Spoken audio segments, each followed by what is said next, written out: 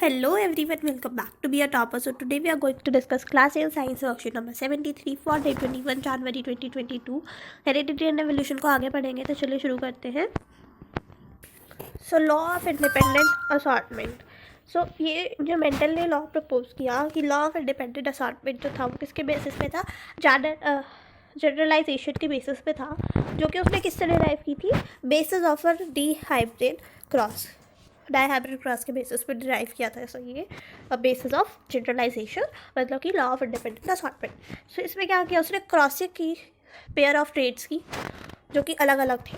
For example जो seed colour है और सीड शेप है, ठीक है. सो लॉ कहता है कि जो ट्रेड्स है हर एक करेक्टर के sorry are inherited independently of each other during the formation of a dihybrid cross. So जो ट्रेड्स है वो एक दूसरे से इनहेरिट किए गए इंडिपेंडेंटली, ठीक है. जब गैमीट फॉर्मेशन हो रहा था डाईहाइब्रिड क्रॉस में, मतलब कि असॉर्टेड इंडिपेंडेंटली, ठीक है. What happens when pea plant showing two different characteristics rather than just one are bred with each other. Sorry, क्या होता है जब पी प्लांट जो है वो दो डिफरेंट प्रॉपर्टी और हमने अगर उन्हें क्रॉस करवाया तो. So what do the progeny of a tall plant with round seeds and short plant with wrinkled seeds look like. So उन्होंने बोला कि कैसे लगेगा जब टॉल प्लांट जिसके राउंड सीड्स और शॉर्ट प्लांट जिसके रिंकल्ड सीड्स हैं, तो वो कैसे होंगे, सारे टॉल होंगे और राउंड सीड्स होंगे. Tallness and roundness are thus dominant traits. इसीलिए टॉलनेस और राउंडनेस जो है वो डोमिनेंट ट्रेट्स है. But what happens when these F1 progeny are used to generate F2 progeny by self pollination. फिर तब क्या होगा जब ये F1 जो progeny है उसको हम F2 progeny बनाने के लिए यूज़ करेंगे सेल्फ पॉलिनेशन के द्वारा.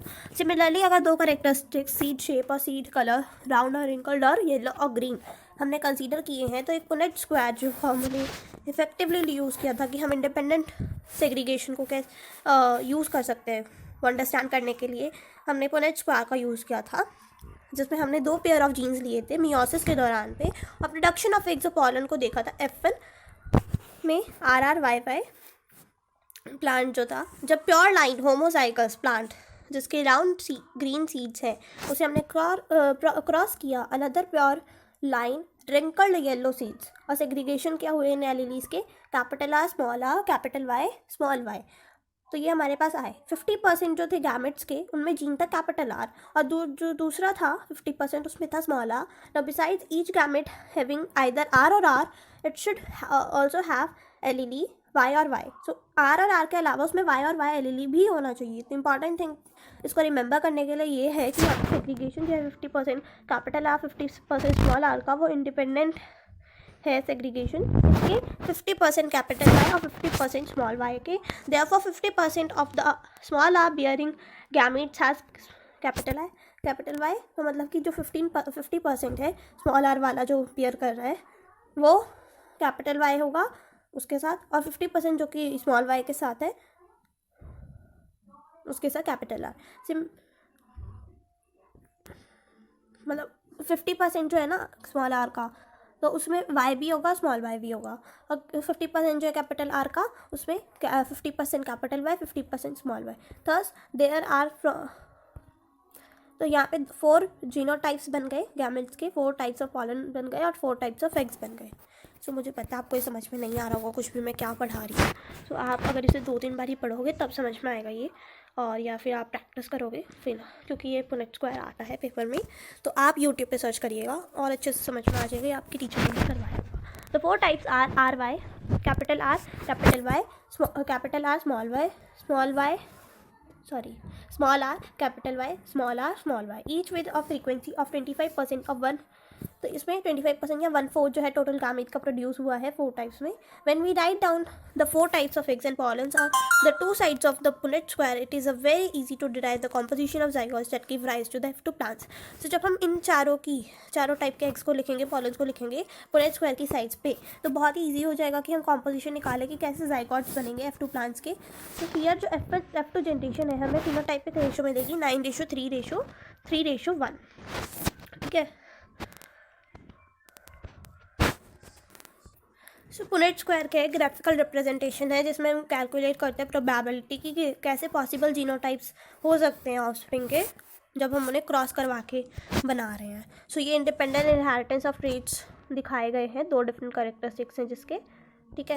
सो पेरेंटल जनरेशन जो है वह हमारी है कैसी, राउंड और ग्रीन सीड्स और राउंड और रिंकल्ड सीड्स और येलो सीड्स, ठीक है। तो गैमीट्स बन गए R Y, capital R, small Y, small R, capital Y, ठीक है। उसके बाद हमारे पास फर्टिलाइजेशन पे आया आर आर, मतलब ये आर आर जो है यहाँ से आर, यहाँ से आर, पहले R R Y then Y, ठीक है। फिर इसके हमने जब करवाया तो सेल्फिंग करवाई तो क्या आ गया हमारे पास, एक है ना ये बड़ी दिक्कत होती है, सारे दिन ये ऊपर नीचे होते रहते हैं, हाथ इधर उधर लगता है तो, ठीक है। तो F2 जनरेशन का हमने पुनेट स्क्वायर बनाया तो आर वाई हमारे पास 4 गैमेट्स आए, एक क्या आया, capital R, capital Y, capital R, small Y, small R, capital Y, small R, small Y, ठीक है। ये 4 है, वही हमने क्या लिखने हैं साइड में, इस साइड भी लिखने हैं, ठीक है, और इस साइड भी लिखने हैं, चारों लिख दिए। उसके बाद इनका क्रॉस करवाया, जैसे हम उसमें नहीं करते मैथमेटिक्स में, जब हम फैक्टराइजेशन में करते हैं, जैसे मेरे पास है x plus Y into Y plus Z, जैसे मेरे पास ये है तो पहले मैं इससे करवाऊंगी फिर इससे करवाऊंगी, देन इसका इससे करवाऊंगी देन इससे करवाऊंगी, वैसे ही हमें इनमें करना और इनकी ऐसे निकाल लेने हैं और फिर हमें पता चल जाएगा कैसे सीख होंगे।